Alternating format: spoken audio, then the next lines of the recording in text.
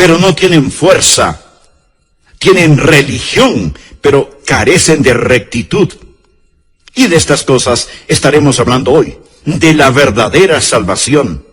Y será una llamada de atención a todos los que me escuchan, para que no sean engañados por el falsificador y sus demonios. Primera de Juan, capítulo 3, empezando en el versículo 4.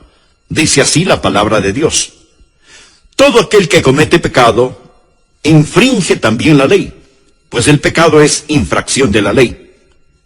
Y sabéis que Él, o sea Jesús, apareció para quitar nuestros pecados, y no hay pecado en Él, o sea, en Jesús.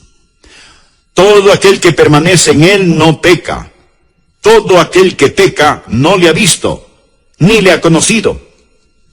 Hijitos, nadie os engañe. Subraye eso, por favor. Nadie os engañe. El que hace justicia es justo, como Él, Jesús, es justo. El que practica el pecado es del diablo, porque el diablo peca desde el principio. Para esto apareció el Hijo de Dios, para deshacer las obras del diablo. Todo aquel que es nacido de Dios no practica el pecado, porque la simiente de Dios permanece en él y no puede pecar, porque es nacido de Dios.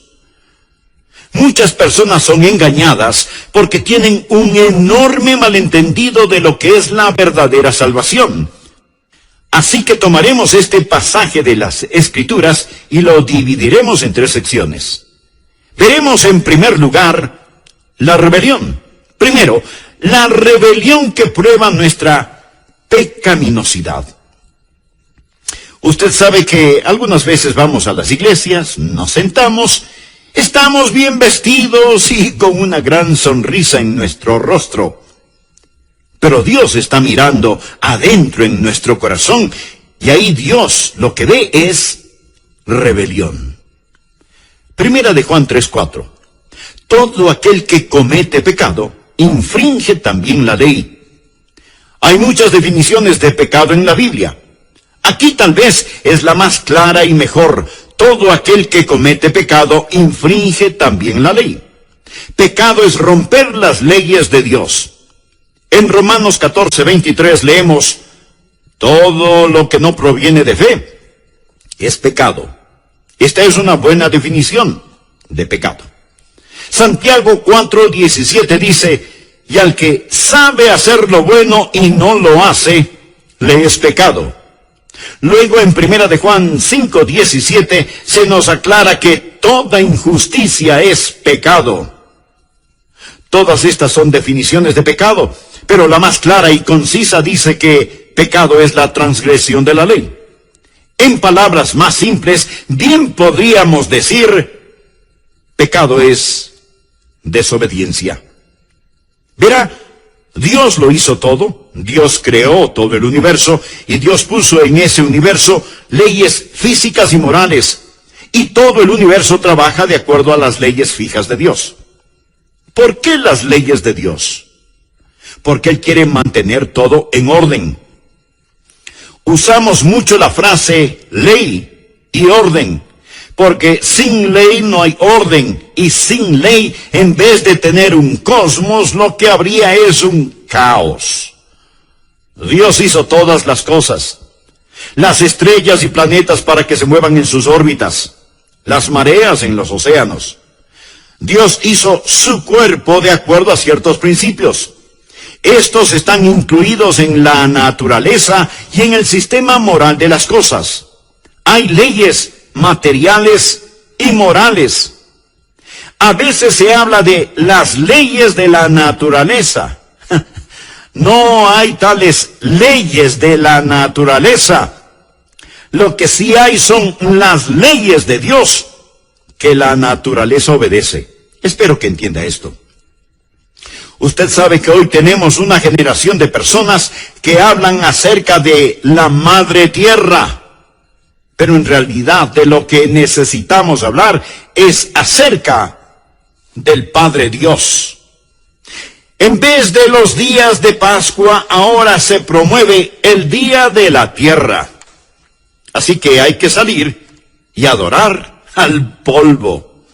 Escuche, todo el universo trabaja de acuerdo a leyes fijas. La ley de la gravedad, por ejemplo. Si usted se lanza desde lo alto de un edificio, usted no va a romper la ley de la gravedad. Usted va a demostrarla, ¿no le parece? Pero al final de esa demostración, usted estará completamente roto. Amigo, hay en la ley de Dios leyes para aquellos que transgreden la ley de Dios. Y así como en el universo físico hay leyes, también las hay en el universo moral. Tenemos los 10 mandamientos. En realidad usted no rompe los 10 mandamientos. Los 10 mandamientos lo rompen a usted. Cuando transgrede los 10 mandamientos se convierte en pecador. El pecado hace de usted un fuera de ley. Pecado es la transgresión de la ley. Algunos dirán, ¿y por qué Dios nos dio estas viejas leyes? Estaríamos mucho mejor sin ellas. Parece que Dios es una deidad cruel y negativa allá en el cielo, inventando todas esas leyes y reglamentos para hacernos retorcer como gusanos sobre cenizas calientes, tratando de obedecerlas. No es así, mi amigo. Las leyes son para su beneficio. Si no existiera la ley de la gravedad, alguien tendría que estar constantemente alándonos del techo. Las leyes morales de Dios son para nuestro beneficio. Cada vez que Dios dice, no lo hagas, es para que no nos hagamos daño nosotros mismos. Cada vez que Dios dice, hazlo, es para que seamos felices. Recuerde que Dios no necesita nada. Él lo tiene todo. Dios hizo las leyes para nosotros. Pero el pecado es la transgresión de la ley. Y cuando pecamos, no solo que rompemos sus leyes, sino que también rompemos su corazón. Porque Dios nos ama. Ahora, en cada uno de nosotros hay un espíritu ilícito, ilegal. Algunas veces podemos esconderlo. Hay algunas personas que exteriormente son completamente rebeldes y que en forma abierta y desafiante cometen crímenes, violaciones, violencias. Las consideramos como personas fuera de la ley. Pero todos estamos fuera de la ley, porque la Biblia dice que el pecado es la transgresión de la ley y que todos hemos pecado. Por lo tanto, todos somos transgresores de la ley de Dios. No hay ni una sola persona en todo el mundo que pueda decir, yo nunca he quebrado los 10 mandamientos. Algunas veces somos muy presumidos y sofisticados en nuestra manera de vivir y pensamos que nuestros pecados no son tan pecados. Pero a los ojos de Dios, el pecado es pecado. Pudiera ser que no tengan las mismas repercusiones, pero pecado es pecado. Pecado es la transgresión de la ley. Y no me cuente acerca de las leyes que usted no ha roto. Vamos a hablar de las leyes que sí ha roto. Como sociedad, hemos tratado de hacer casi todo acerca de la desobediencia y la rebelión que existe en el mundo. Lo hemos tratado con la educación. ¿Piensa que podemos cambiar el corazón del hombre por medio de la educación? Recuerde, la Alemania nazi fue una nación muy educada. Alguien dijo que si usted toma a un hombre ignorante que está robando una sandía de un carro y lo educa, más tarde él se robará la sandía y también el carro. Se convertirá en un diablo astuto. La educación no es la respuesta. Hemos tratado la psicología pensando que tal vez si entrenamos o psicoanalizamos a las personas sería la solución. Pero aún estamos inundados de desobediencia y de rebelión. Hemos tratado con la legislatura, con la fuerza policial, con las prisiones. Y las prisiones se han vuelto una ciénaga de descontento y odio, donde crece más y más el virus del crimen. Y cuando los presos salen de la prisión, retornan a sus actividades criminales, porque el problema está en el corazón del hombre. Y aunque usted pueda someter a un hombre exteriormente, él seguirá siendo un rebelde en su corazón. Una madre tenía un hijo que no le obedecía. Así que para disciplinarlo, le dijo que se metiera en el armario o closet por un rato. Llorando y protestando, él se metió en el armario del cuarto de su mamá. Después de varios minutos, todo estuvo en silencio y la mamá se preocupó. Así que fue hasta su cuarto, se acercó al armario y preguntó: Juanito, ¿qué estás haciendo? Y Juanito le contestó: estoy escupiendo en tus zapatos, en tu ropa, en tus sombreros, y seguiré escupiendo en todo lo que es tuyo. Desobediencia, rebeldía en el corazón. Tal parece que lo que necesitamos hacer es quitar a la policía de las calles y ponerla en el corazón. Espero que usted vea que la rebelión prueba nuestra pecaminosidad. Todo aquel que comete pecado infringe también la ley. El pecado es infracción de la ley. Algunos de ustedes seguramente estarán pensando que sus pecados no son tan grandes. O tal vez piense que usted no peca demasiado. Permítame hacer unas pocas preguntas. ¿Cuántos de ustedes alguna vez se han apoderado de algo que no les pertenecía? Ya sea unas monedas de la alcancía de su mamá o un juguete que estaba en el patio del vecino. ¿Alguna vez en el colegio copió las respuestas del examen del trabajo de otro compañero? Así que, vamos, conteste honestamente. ¿Cuántos de ustedes se han apoderado alguna vez de algo que no les pertenecía? ¿Cuántos de ustedes han dicho alguna mentira una vez? Que haya sido una mentira blanca o a colores no hace la diferencia. ¿Cuántos? ¿Cómo? Ninguno. Vaya, tengo una audiencia de ladronzuelos y mentirosos. Esto es cómico porque todos, absolutamente todos nosotros, alguna vez nos habremos apoderado de algo que no nos pertenecía. Y seguramente hemos dicho mentiras grandes o pequeñas, blancas o de color, más de una vez en la vida.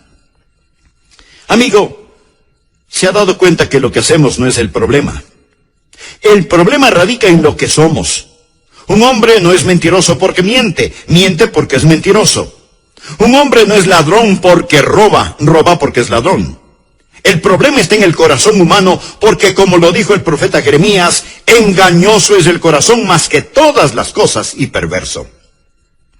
El pecado es la transgresión de la ley de Dios y nuestras rebeliones prueban nuestra pecaminosidad. Segundo, deseo que vea la justicia que proclama nuestra condición de hijos de Dios. En 1 de Juan 3:2 leemos: amados, ahora somos hijos de Dios, y aún no se ha manifestado lo que hemos de ser. Ahora miremos a la justicia que proclama nuestra condición de hijos. Y sabéis que Él apareció para quitar nuestros pecados, y no hay pecado en Él. Todo aquel que permanece en Él no peca. Ahora, si estamos en Cristo, somos salvos. Y la Biblia dice que no vamos a pecar.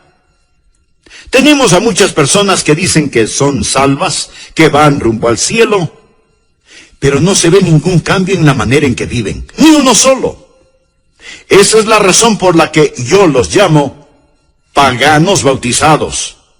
No hay cambio. Escúcheme. La Biblia dice: de modo que si alguno está en Cristo, nueva criatura es. Las cosas viejas pasaron, he aquí todas son hechas nuevas. Amigo, si su religión no le ha cambiado la vida, es mejor que cambie de religión. En nuestros días tenemos toda clase de fáciles creencias. La gente pregunta: ¿cree usted en Jesús? Sí. ¿Cree que Él murió por sus pecados? Claro que sí. entonces usted es salvo. No, no lo es. Recuerde que el diablo también cree y tiembla. Usted es salvo cuando se arrodilla delante de Jesucristo, cuando hace de Jesucristo el Señor de su vida. Sí, ese es un acto de fe, ese es un cambio. Y si su religión no cambia su vida, no tiene nada de lo que la Biblia habla. Quiero dejar muy en claro lo siguiente. Usted no se salva reformando su vida. Nuestro Señor nunca nos dijo que debemos limpiarnos y que entonces Él nos salvaría. Es al revés. Venimos a Jesús como somos. Jesús no vino a salvarnos en nuestros pecados. Jesús vino a salvarnos de nuestros pecados. Veamos nuevamente 1 de Juan, capítulo 3, versículos 5 y 6. Y sabéis que Él apareció para quitar nuestros pecados, y no hay pecado en Él. Todo aquel que permanece en Él no peca. Lo que está diciendo es que si pertenecemos a Cristo, vamos a ser como Él es. El versículo 7 dice, hijitos, nadie os engañe. El que hace justicia es justo, como Él es justo. Esa es la justicia que proclama nuestra salvación. Si usted no es justo, usted no es salvo. ¿Sabe lo que significa la palabra cristiano? Significa como Cristo. Y en Cristo no hay pecado. Por lo tanto, usted no puede ser como Cristo y vivir una vida de pecado. Analicemos un poco más el versículo 6 que dice, todo aquel que permanece en Él no peca. Note la palabra permanece. Significa estar en el hogar con, habitar, morar o vivir con. Si yo le digo a alguien, ven y permanece en mi casa, en realidad le estoy diciendo, ven, vive en mi casa, habita conmigo, haz de mi casa tu hogar. Permanecer habla de la unión y de la comunión con el Señor Jesucristo. La razón por la que muchas personas todavía viven en pecado, a pesar de que sean miembros de una iglesia, es que ellas han aceptado algunos credos, pero no han aceptado a Cristo. Recuerde que todo aquel que permanece en Él no peca. Ahora, esto representa un verdadero problema porque todos sabemos que nosotros como creyentes fracasamos. Por favor, présteme mucha atención. La Biblia dice, todo aquel que permanece en Él no peca. Aquí no está hablando de una perfección sin pecado. No hay nadie sin pecado y perfecto, excepto Jesús. Si en la Biblia usted estudia la vida de los santos, descubrirá que ellos pecaron. Por ejemplo, sabrá que Abraham mintió acerca de su esposa, que Moisés perdió su temperamento, que Pedro negó al Señor, que David adulteró.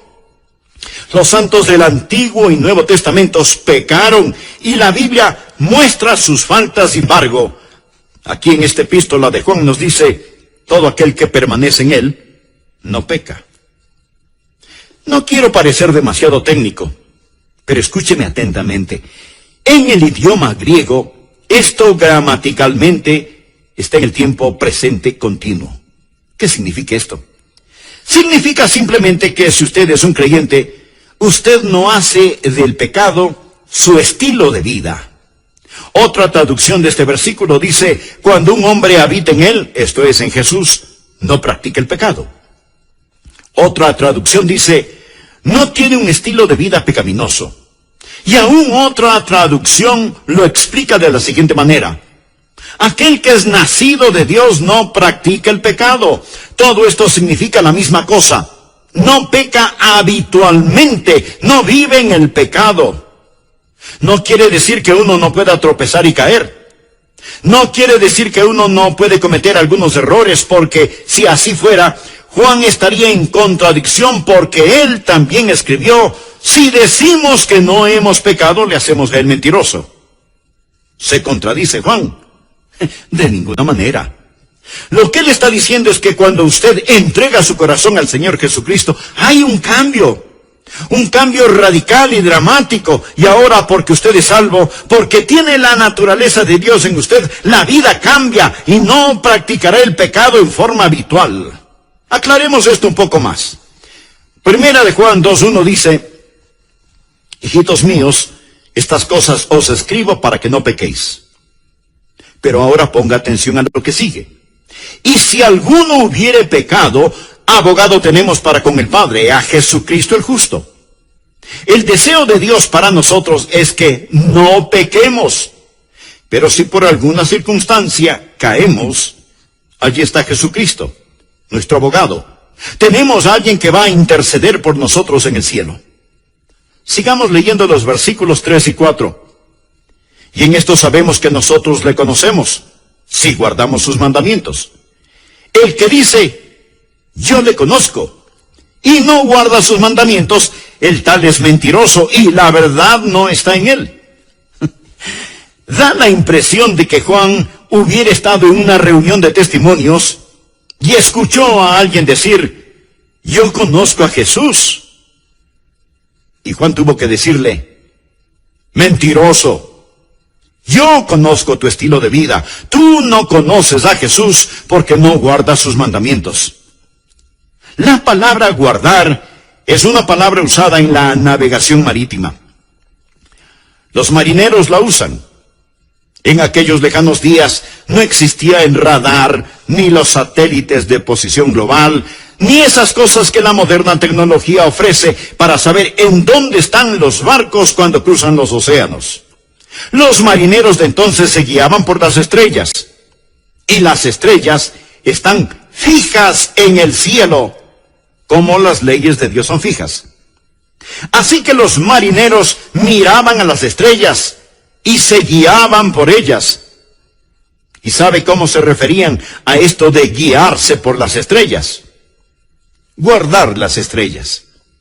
Guardar las estrellas. O sea, este es el curso que voy a mantener. La Biblia dice que si conocemos a Jesús, guardaremos sus mandamientos.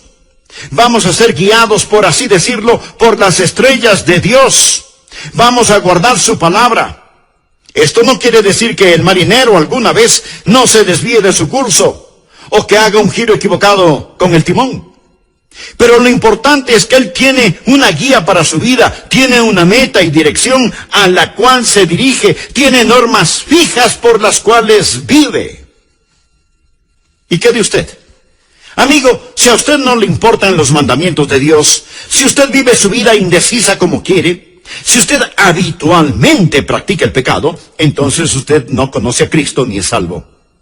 El problema hoy en día es que muchos van a las iglesias sin haber conocido nunca a Jesús, nunca han sido salvados, y su rebeldía es prueba absoluta de su pecaminosidad. No se olvide que hay una justicia que proclama nuestra condición de hijos de Dios, de tal Padre, tal Hijo. Tercero, la redención que provee nuestra salvación. Cuando Dios nos dice cómo debemos vivir, no significa que automáticamente podemos hacerlo, apartados de Él.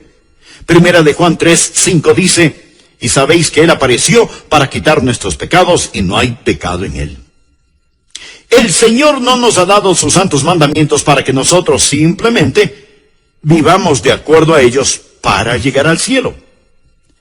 ¿Qué de los pecados que ya hemos cometido? Jesús se manifestó para quitar nuestros pecados. En el libro de Levítico, en el Antiguo Testamento, leemos acerca de los machos cabríos. El sumo sacerdote tomaría 2 machos cabríos que nos representan y pondría su mano sobre la cabeza de uno de ellos, confesando los pecados del pueblo, o sea, poniendo los pecados del pueblo sobre la cabeza del macho cabrío. Luego, matarían a ese animal. Ahora, note la analogía. Ese macho cabrío representaba al Señor Jesucristo. Nuestros pecados fueron puestos sobre Él y Él murió en la cruz por nuestros pecados. Después tomaban al otro macho cabrío y lo llevaban al desierto. Allí lo soltaban para que no regrese nunca más. Y esto representa a Jesús, llevando nuestros pecados hasta la tumba del olvido de Dios para no ser traídos nunca más contra nosotros. ¿Cuál es la redención que provee nuestra salvación? Primero, somos redimidos de la pena del pecado. Jesús fue manifestado para quitar nuestros pecados. Cuando Juan el Bautista lo vio, dijo: «He aquí el Cordero de Dios que quita el pecado del mundo». Pero no solo nos ha redimido de la pena de nuestro pecado, sino que nos ha redimido del poder de Satanás. El mismo apóstol Juan nos dice: «Hijitos, nadie os engañe, el que hace justicia es justo, como él es justo. El que practica el pecado es del diablo, porque el diablo peca desde el principio». Para esto apareció el Hijo de Dios, para deshacer las obras del diablo. Entonces, Jesús vino primero para quitar nuestros pecados y segundo, para destruir el poder del diablo. Ahora somos redimidos de la pena de nuestro pecado y redimidos del poder de Satanás. Esa es la razón por la cual Juan dice que si usted sigue viviendo como un diablo, es porque usted pertenece al diablo. A veces criticamos el libertinaje de Hollywood, a los comerciantes de licores, a los vendedores de drogas, etc. Nos disgusta todo lo que ellos hacen. Decimos que están pecando. Por supuesto que están pecando, son pecadores. ¿Qué es lo que se supone que deben hacer los pecadores? Pues, pecar. ¿Qué otra cosa podrían hacer? Son pecadores. El que comete pecado es del diablo. Y ese es el problema en muchas iglesias. No enseñamos a la gente cómo ser salvos, simplemente los llevamos a la iglesia, y la iglesia, en vez de ser un redil, se convierte en un zoológico, y el pastor trata de que no se maten los unos a los otros. La Biblia dice: el que practica el pecado es del diablo, porque el diablo peca desde el principio. Para esto apareció el Hijo de Dios, para deshacer las obras del diablo. La palabra deshacer en el griego no significa aniquilar, significa hacer inefectivo, hacer.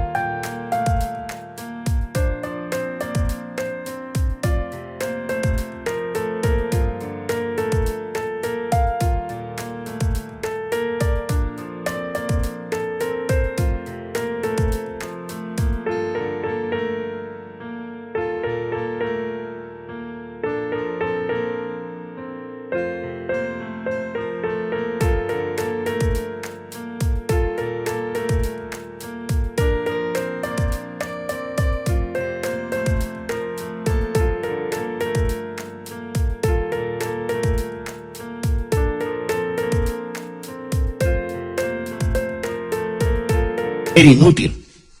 Por ejemplo, en la cruz, Jesús arruinó el reino de Satanás. Lo hizo inútil, inefectivo. Satanás ya no tiene autoridad ni poder sobre usted. Antes de que usted fuera salvo, era esclavo de Satanás. No era más que un sucio juguete en las manos de Satanás. Alguien podrá decir: no, yo era libre. Claro, usted creía que era libre. Libre para hacer lo que le diera la gana, pero no era libre para hacer lo que debería haber hecho, porque era esclavo de Satanás. Jesús vino a darle libertad. Jesús vino a terminar con el destruidor. Y porque ahora tengo nueva vida en el Señor Jesucristo, nunca tendré que enfrentar la pena por mi pecado, porque Jesús llevó todos mis pecados. Y puedo decirle a Satanás que se vaya al infierno. Ya no tengo que escucharle. Ya no tengo que obedecerle, porque su poder ha sido destruido. Jesús ha destruido el poder de Satanás. Si usted no comprende esto, mi querido amigo, no podrá vivir la vida cristiana. Le estoy hablando de algo real, verdadero.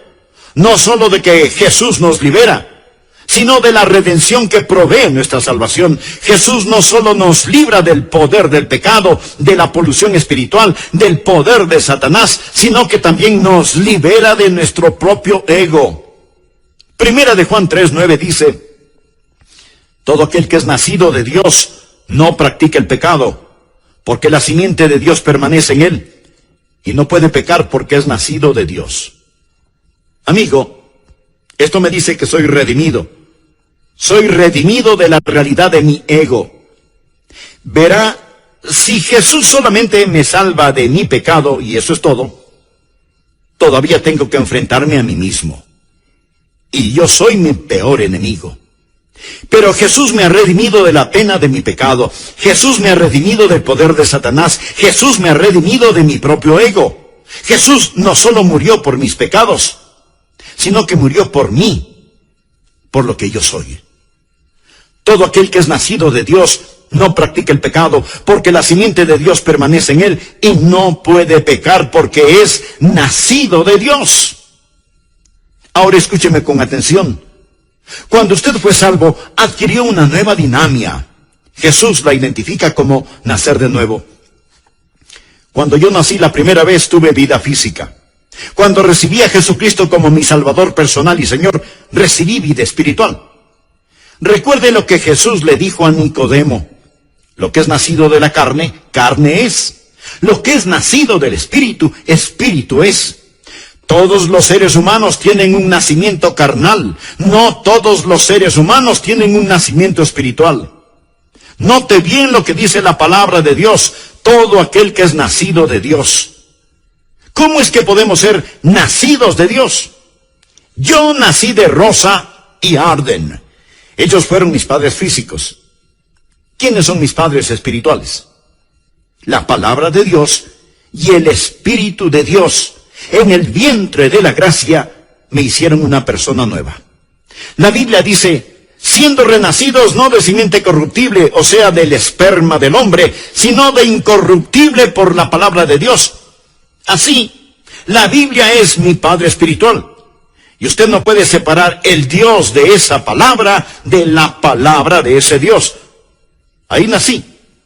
Y también del Espíritu que reanima y da vida. Lo que es nacido del Espíritu, Espíritu es. Usted toma la palabra de Dios y el Espíritu de Dios, y hay una concepción en el vientre de la gracia, y usted viene a ser una persona nueva. Y cuando usted es una nueva persona, entonces, mi querido amigo, tiene una nueva vida. Tiene una nueva dinámica. Usted no dependerá en solamente el esfuerzo por hacerlo, porque hay una nueva vida que ahora es suya. Yo era apenas un jovencito cuando recibí a Cristo en mi corazón. Nací de nuevo. Tuve una nueva dinámica, y porque tuve ese nuevo nacimiento y dinámica, tuve nuevos deseos. Mire la segunda parte del versículo 9. Todo aquel que es nacido de Dios no practica el pecado. ¿Por qué? Porque la simiente de Dios permanece en él. ¿Pero qué significa que la simiente de Dios permanece en él? Permítame explicarlo. La simiente de mi padre está en mí. Yo soy un Rogers. Si usted viera a mi padre y me viera a mí, reconocería que soy el hijo de Arden Duncan Rogers, porque su vida natural está en mí. Cuando me salvé, nací de nuevo, no de simiente corruptible, sino de incorruptible, por la palabra de Dios. Y hay el principio de la vida divina que está en mí. Y ese principio me da no solamente una nueva dinámica, sino también nuevos deseos. Una traducción dice, la naturaleza de Dios habita en la persona nacida de nuevo. ¿Cuál es la naturaleza de Dios? La naturaleza de Dios es la santidad. Por eso es que en el versículo 7 leemos, hijitos, nadie os engañe, el que hace justicia es justo como Él es justo. Si Jesucristo está en usted por medio del nuevo nacimiento, no solo que usted tendrá una nueva dinámica, sino que tendrá nuevos deseos. Yo creo en la seguridad eterna. Espero que usted también. Creo que una vez que usted es salvo, es salvo. Nunca jamás podría ser no salvado, tanto como no podría ser no nacido. Soy nacido de Dios. Cuando nací físicamente, nací una sola vez y para siempre. Cuando nací espiritualmente, eso fue para siempre. No puedo no haber nacido físicamente, tanto como no puedo no haber nacido espiritualmente. Pero una vez que vine al Señor Jesucristo y fui salvo, La naturaleza de Dios vino a mí. Y ahora, teniendo la naturaleza de Dios en mí, yo ya no quiero pecar. Algunas personas dicen, creo en la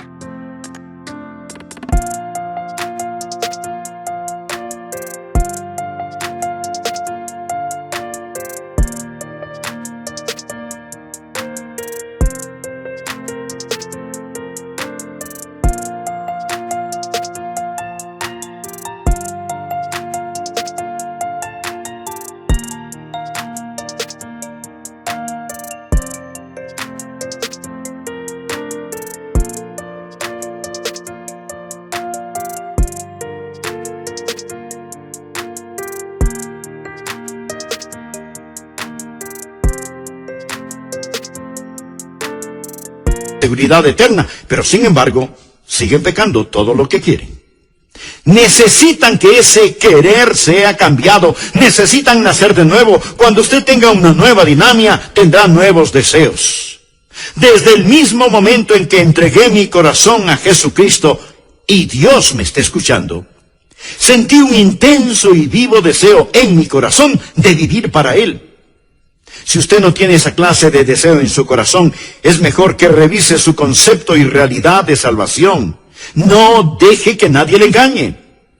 El que peca es del diablo, porque esa es la forma en que el diablo trabaja.